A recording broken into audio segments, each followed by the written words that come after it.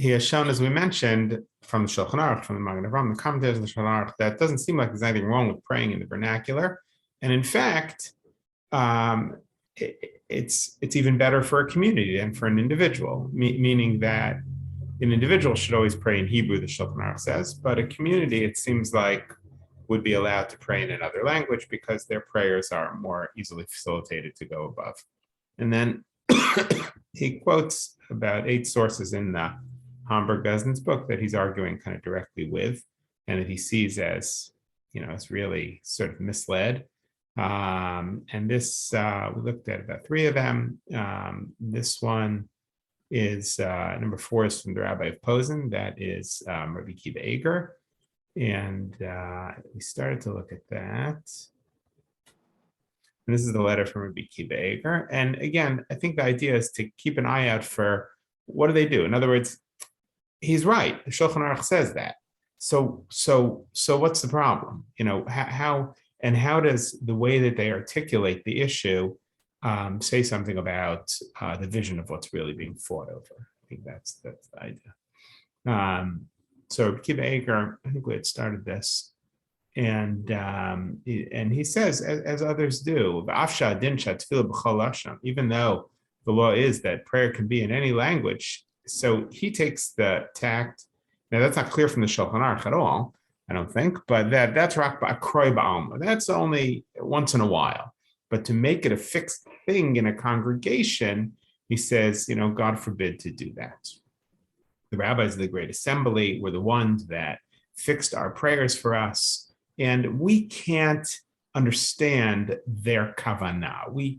There's a mystical side to prayer that we don't get. And so for us to translate it on a permanent basis into another language and pray that way is going to miss a whole part of the spirituality, the mysticism with which they imbued the Amidah and the prayers.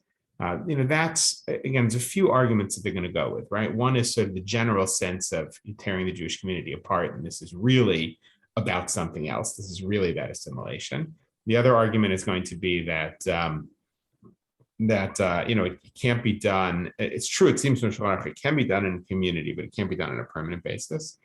The idea that something mystical is really going on with prayer and that you can't make up for that in another language. Those are all. We saw one argument also that was pretty unique. I don't remember who it was. It wasn't any of those 3. There's a few other arguments that come in also that we'll see. One is the question of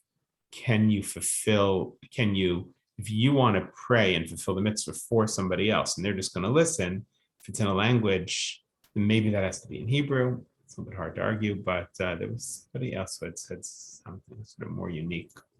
What was the source before this? I'll have to look back. It was an argument for prayer only in Hebrew that I hadn't really thought of. And then he says, This is going to look terrible among the nations. He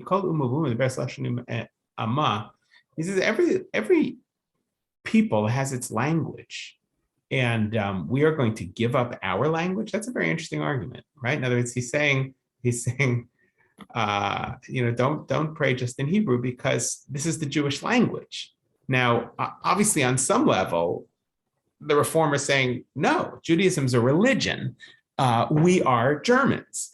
And what he's saying here is we're not just a religion. We are a people. There's actually a book I was reading that I found called When Did sort of the Making of Orthodoxy or even the idea of Judaism as what is Judaism? Is Judaism a religion? Is it a nation? It's very hard to sort of figure out, but there's a desire, I think, on the part of Americans who were here in the early 20th century, and certainly on the part of the Reformers, to see Judaism as another religion. Because that way your identity as a people is not, right? You're a German. I happen to be Jewish, just like you're a German and you happen to be Lutheran. All right. In other words, but he's saying that that's not who we are as Jews. It's never been who we are. How can we give up Lashon HaKodesh, the Hebrew language? We're not going to ask the Italians to give up Italian. Malamedim b'neim b'lashon Tzarfat. People teach their children French, Latin, other things, and they're going to lose Hebrew. And that is chachmatam uveinatam le'enei ha'amim. That's what makes us a unique people. Very interesting idea. We're not a religion, he's saying. And he says, another problem is they want to get rid of the blessing about rebuilding Jerusalem. And it's true that right now we happen to be in exile, and things are going okay for us. And we should pray b'shloma shel malchut. We should pray for the welfare of the kingdoms that we are living among, and we're grateful to them. That's true. We shouldn't give up the idea of Jerusalem, of going back to Israel. It says, nevertheless, even when things are good in exile, we have to also look toward going back to Israel and to pray for Jerusalem. Not because we want it good, in this world, because we want to serve God. There are ways that we can serve God in Israel that we cannot serve God in the exile. Now, the truth is, it could be that the Reform movement was trying to, he says here, we have the temple and sacrifices. Now, that could be part of the idea of why they want to get rid of it. Just sort of speaking, crossing lines here at different, levels. As the Rambam says, if we can go back to Israel and bring back the Karbanos, it'll be good for everybody. He says that also the idea of playing an instrument, an organ, that's a terrible idea. Certainly on Shabbos and Yantif through a non-Jew, you should not do it. And he says, by the way, it's not so clear you should do it on the weekday either. Right? It's very interesting that they're almost okay with playing it on the weekday. I think because even though clearly it's an imitation of what's going on in the Christian world. Tam she'einanu mispalim b'prishas kapayim v'dam le'isser lo takim l'chamat seva. Zeu tam shak gam ba'argal. He says that there's ways that we don't pray because it's too much like idolatry. And the same thing he says with an organ. Certainly, he says maybe there's going to do it on a weekday. Certainly on Shabbos you should not do it, even through a non-Jew.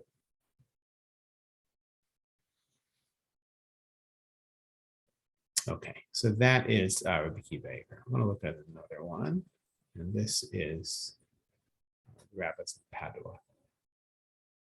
3 rabbis from Padua, Italy, write, and that is Rabbi Castellanovo, Rabbi Luzzatto, it's not the famous Rabbi Luzzatto, Rabbi Yaakov Asher Luzzatto, Yaakov ben Asher Luzzatto, and another rabbi, Mordechai Kunyan.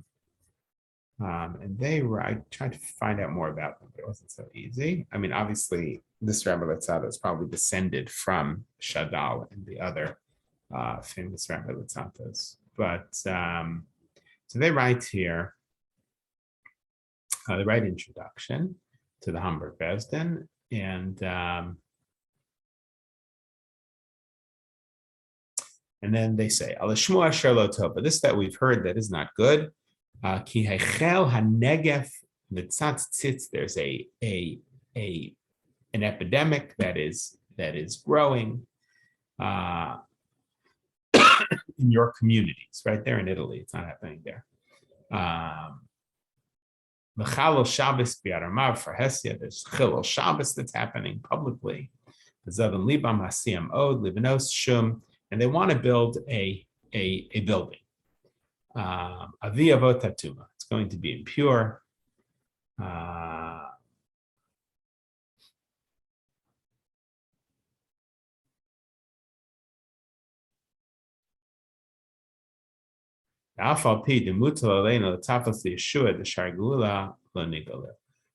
We need to look toward the redemption. We shouldn't be dwelling in exile.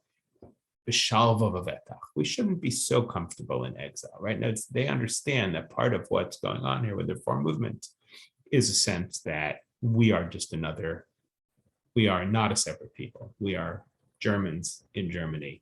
We happen to have a religion. And then he quotes some psukim to show how bad this is. And V'yatzu Yaakov Elech Shavev, and that they want to use an argal, they want to use an organ on Shabbos. Mishama kazot, right? Who has heard of such a thing? Who has seen such a thing?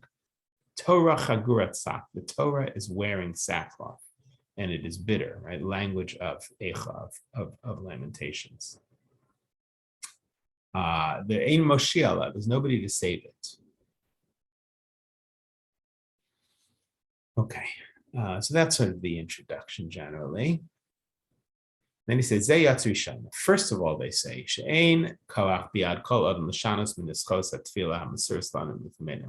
we don't have the power to change the language of prayer.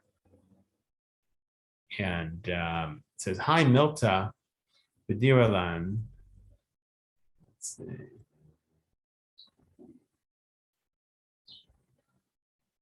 We don't have the power to change that which the Talmud has decreed, even kechud even like a hair's breadth.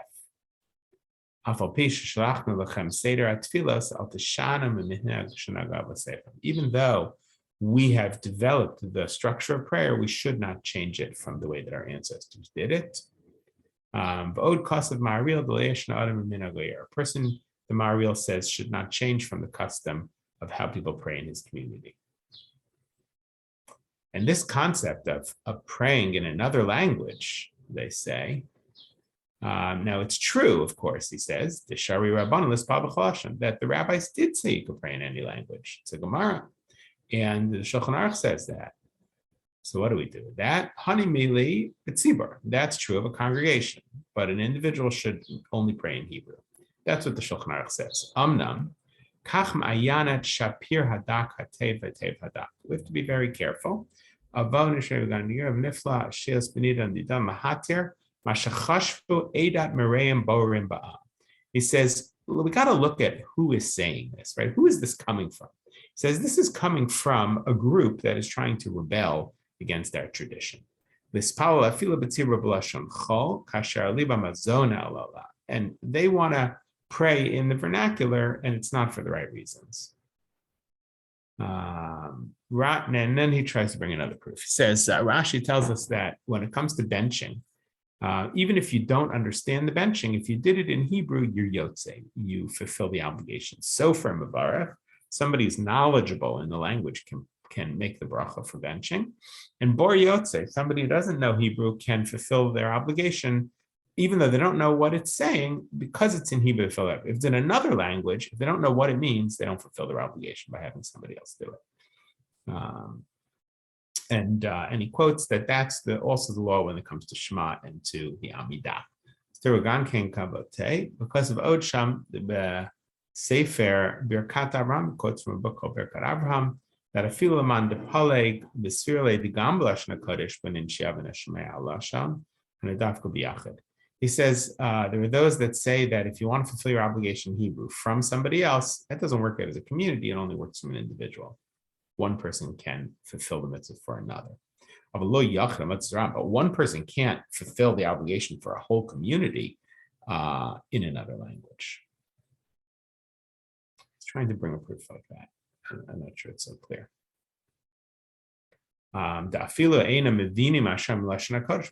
It works in Hebrew, he says, because it's Hebrew, but in another language, it doesn't. Now, they probably do understand the other language, but he says maybe that only works one individual for another.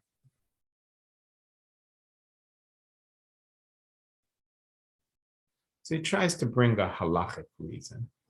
There's V'sheni b'kodesh, mashkas of a Rambam, Melchus Kriyashma. The Rambam says in regard to the Shema, Hakori b'chalashon tzarich lizar v'divrei shibush v'zalashon. If you pray in another language, you have to be careful that you're keeping the meaning the same. And that just like we've seen this before, just like you do it in Hebrew very clearly with the right words, you have to do it in another language also.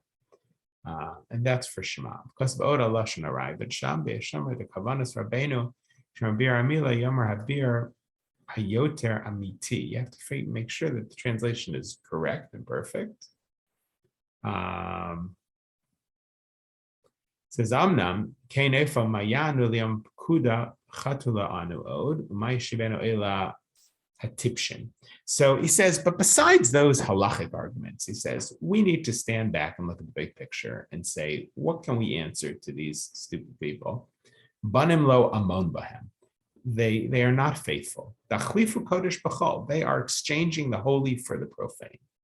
Hamiru kvodam klo yalu im ofay chachmacha asher yamdu al habaer.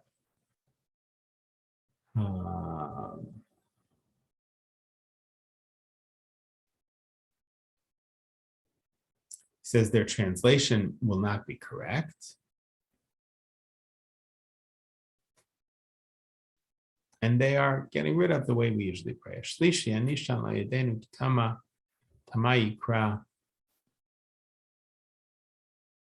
Now it's true that women have been praying in other languages for a long time.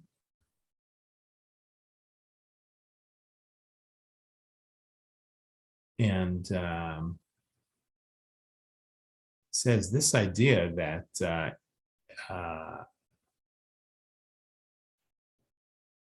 says that you're just going to change the prayer, you shouldn't touch that. Mishameh, who's heard of such a thing? Right now, this is a big change. That's what he's saying. And then he says, there's another problem, which is that you're not supposed to have in a city two different shuls that do something different. That's very interesting because we have that a lot. So he says one person having one custom, one person having another custom. We saw this, by the way, somebody else had mentioned this. Lotit go to do. That's what it was. That you shouldn't make it look like the Jews have different customs, different pathways, different religions. You're not supposed to do that. And we mentioned about having tefillin on Chol Hamoed, that in a shul, everybody should do the same thing. So he says this causes machloket. You shouldn't be agudot. It shouldn't be different groups. The Jews have to all look like we're on the same page. And he says, how much more so if you're going to have in your city in Hamburg 5 shuls that are praying in Hebrew, and now you're going to have one shul that's praying in German. That's oseh chadashot bal milchamot. It's funny. He takes this pasuk out of context and he says, those who want to make something new, we need to make a war against them. It's not really what it's referring to. It's referring to God in the Az Yashir, that God creates new things and fights wars, but he's saying that we need to fight a war against the creator of new things. That they are making a bama la'atzmam, they're making their own bama, their own altar to pray in a foreign language. That's an interesting argument also. Lotit go to do that to have a shul in which is a different custom in the same city as another shul is forbidden because it makes the Jews look like they are divided. He's trying to bring different reasons. He's brought 4 now. He's bringing a 5th reason. How can you mix the holy and the profane? But this, on the one hand, it can feel like they're grabbing at straws. On the other hand, they understand the big picture. It's hard to prove halachically, but they also understand the danger that's involved here. And that's, of course, what they're addressing. So we've seen a bunch of it. Why don't the reformers agree with that? Well, I think the reformers, feel like the opposite is true. That trying to be more German is going to preserve the Jewish people. I assume that's why. And we can look a little bit closer at their language. Here he's doing halakhic proofs, and this book is a little bit harder to really see what is the Reform philosophy right at that moment, because he's writing it so much as a polemic that he's not really saying much about his own perspective. But if we look back at perhaps Nogat Tzedek, the end of it, we may see we could look at that. And because beyond the first 3 tshuvot that we saw in that original book of the Reform, there's also 50 pages of writing by Lieberman, who wrote that book, and who may say more about what's the Reform philosophy in 1819. And then there's a couple more books back and forth. So we'll go a little bit further in this book. I think we've done enough comparison on this issue of prayer in the vernacular, but we'll just see if he has any sort of philosophical items. It's almost at the end of that book. Okay. Have a good day, Thank you. I guess.